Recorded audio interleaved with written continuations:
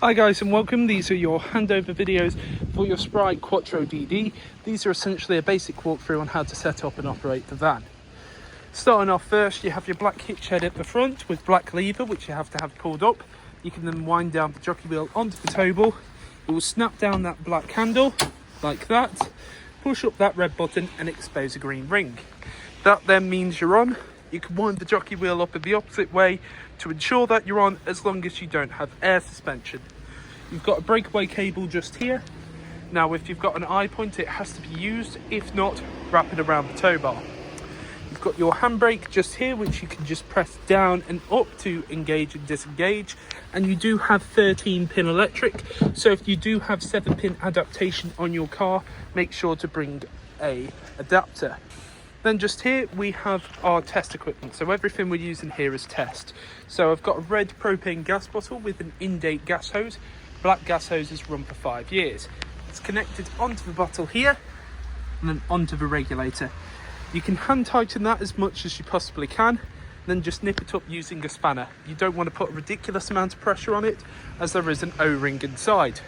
So essentially nip it up a little bit using the spanner, then twist the gas bottle in the positive or open direction. It is also a left-hand thread.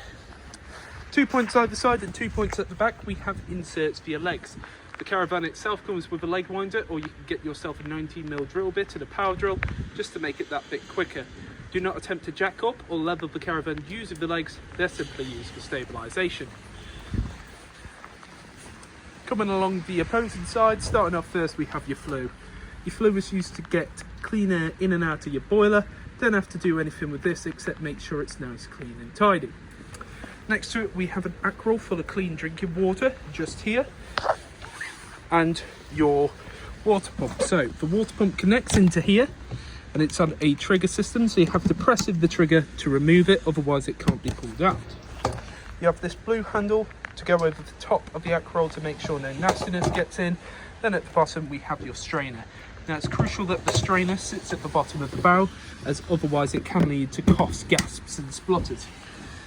Now a lot of people, they'll put some PVC tubing or something like that around the bottom to ensure that it's always continually straight, as they do have a tendency to curl up.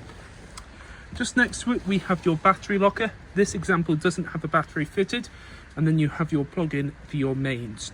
Mains plugs in nice and easy, then you can thread it through there. If you need to install a battery, you'll either need a 12 or 13mm spanner. Moving along, underneath here we have where your wastewater will come out of. You'll need some 28.5mm waste pipe to then feed into a waste master that you can empty out at the appropriate point on site. Then just here we have your toilet function. So here is your flush tank. The flush tank itself can hold around 12 litres of water. However, I wouldn't recommend putting in any more than 10, as you don't want to overfill it. You can also add a little bit of what's called pink chemical, which can work as a bleach without being corrosive and make the toilet smell a bit fresher. Then below we have your cassette toilet. To remove this, press up of the handle and pull out towards you. Now this handle as well does also extend out and up, so it can be used similar to a carry-on suitcase. What you need to do is twist this head to the side. It's a little bit awkward doing it with one hand. Open up that compartment there. Then you need to tilt it, and at the same time as tilting, continually pressing the vent button. You can also open up this compartment just here, which can feed into fresh water. Give it a bit of a shake and again tilt and vent. Then on this cap here you have measurements in both imperial and metric. That is for your blue chemical. Blue chemical goes into there, back onto that compartment, and then twist the head to the side and push it in, so the orange handle sits behind those white teeth, as then it can't be removed. Now you don't want to travel with either of these two full, so just up here got a little bung to drain off any remaining water from the flush tank. The caravan itself will be fully drained off before you leave with it. Then underneath your right hand side seat you have all of this here, so I wouldn't recommend storing anything underneath. You have your boiler underneath this compartment. You can open that up. Just there you have your flow jets here, which are essentially what will pull the water through to allow it into the boiler, with all of these blue leads leading to that yellow switch valve. Now that switch valve is your drain valve. When it's in the horizontal position as it is now, that is allowing the flow of water to come through. When it's in the vertical position, that will drain off any remaining water inside the caravan. We will leave that in the vertical position when you come to collect your caravan. November to March, have that up permanently, as any frost inside may cause the pipes to freeze over and burst. And anytime you come on site, give it a drain off, as you don't want water sloshing around the system. It can do damage. Just here we have your brain box for your motor mover. This is the blue box. You have your battery charger on your side just here, and then you have inside here your trips and your fuses. Then at the top you can see charger and heating and hot water are both pushed in, both illuminated, showing that they're both working. You have the reverse polarity button if you go abroad, and a system shutdown button. Press that in, nothing inside the caravan is able to operate. Then you can pull down this panel here, gives you a bit more information on your trips and fuses if you need so. You can also find that in the Swift data box. And just here we have your main control panel. So it is built on a sensor just here. I do apologise, it looks a little bit awful when the lights are on. But you can see right now 14 volts are coming into the caravan. Now that is through mains. However, when you only have your battery on, that will show the amount coming in through just the leisure battery. You can cycle through, so you've got 14 volts there, 16 degrees inside the caravan right now. Now these two may slightly differ with the actual amount of temperature. Fridge setting there. A couple more system settings, as you can see, flashed down. No vehicle battery on, no solar power coming in right now because it's currently a horrible day. And then you've got the time at the top. On this side we have first your awning light, so press that in, blue light comes on, and you can go outside and see awning light is on just there. Then we have lights for back of the caravan, so press that in, that's off. Then press it in again, that's on. And the front of the caravan. So you've got 240 volt and 12 volt.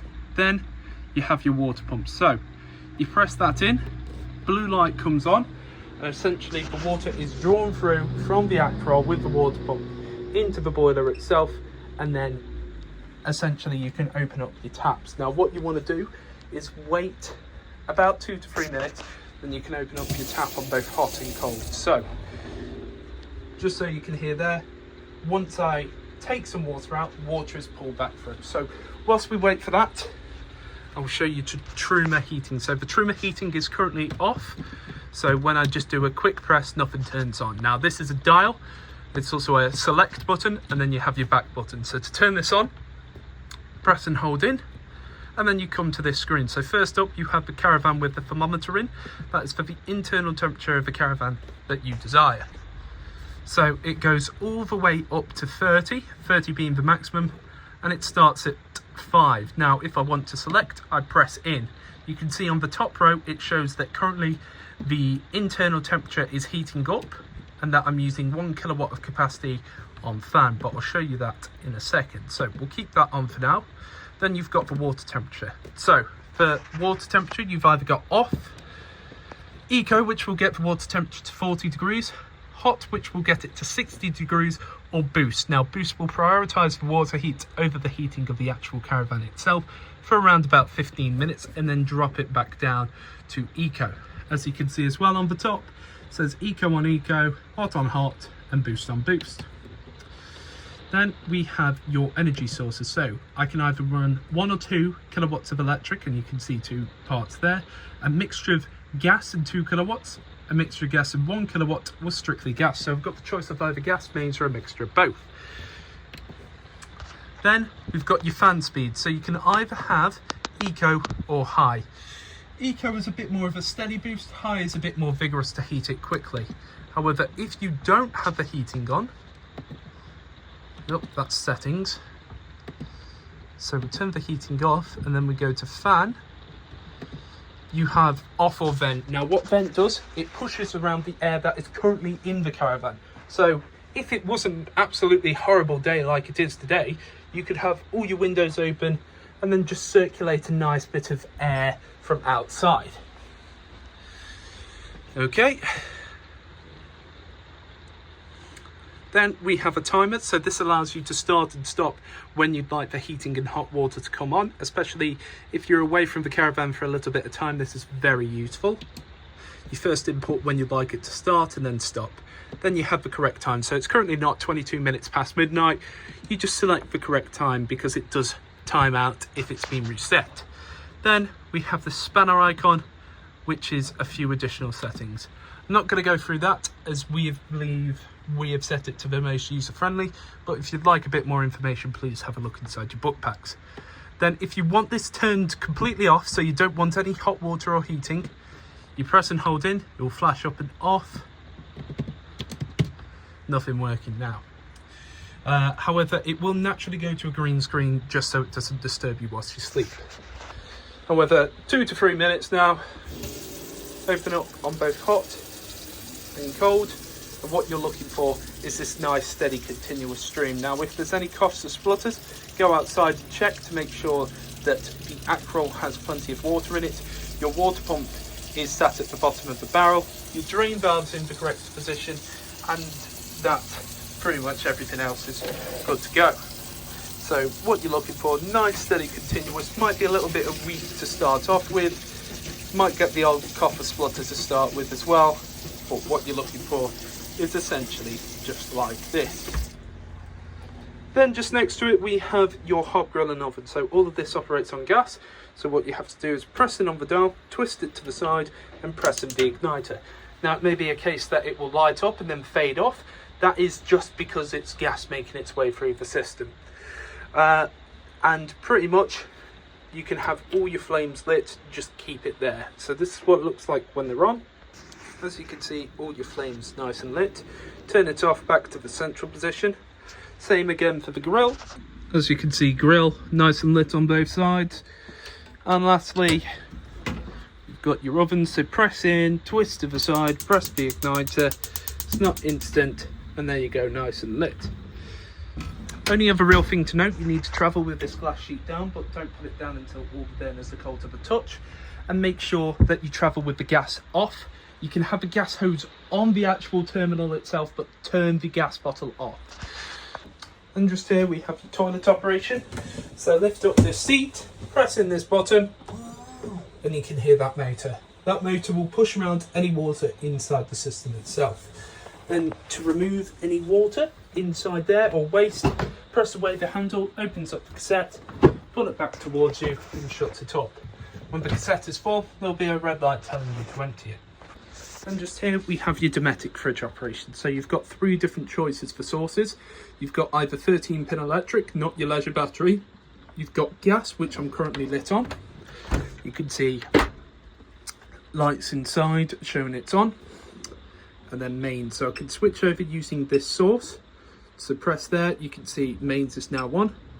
Press it again, goes over to auto. Now auto will automatically choose what the fridge is the best source to use, which in this case it thinks it's mains. Press it again, goes over to battery, begins to flash up a beep, showing you that there's a hazard. Then I have the amount of power coming in. So 1, 2, 3, 4 or 5. 5 being the most powerful, so it's going to chill the fridge the quickest. Then to turn off the fridge, you press and hold on this button here, turns it completely off, and there's no lights inside anymore. So you've got either 13-pin, gas or mains, so you can chill whilst towing.